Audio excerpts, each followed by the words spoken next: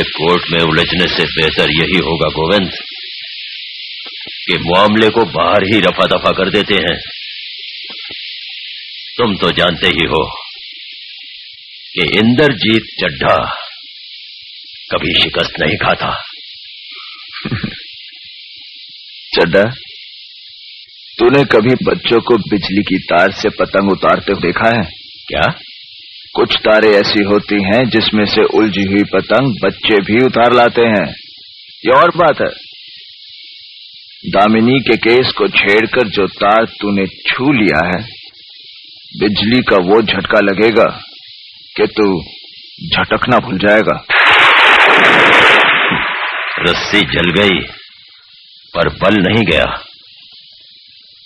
गुप्ता 4 लाख देने को तैयार है। एक छोकरी की इज्जत के लिए ये रकम बहुत है। बहुत तरक्की कर ली चड्ढा, कानून की दलाली से इज्जत की नीलामी तक आ गए। इस पेशे को भड़वागिरी कहते हैं। गोविंद, चिल्ला मत, नहीं तो ये केस यही रफा दफा कर दूंगा। ना तारीख ना सुनवाई, सीधा इंसाफ, वो भी ताबड़तोड़। चड्ढा, समझाओ इसे, समझाओ। ऐसे खिलौने बाजार में बहुत बिकते हैं, मगर इसे खेलने के लिए जो जिगर चाहिए ना, वो दुनिया के किसी बाजार में नहीं बिकता।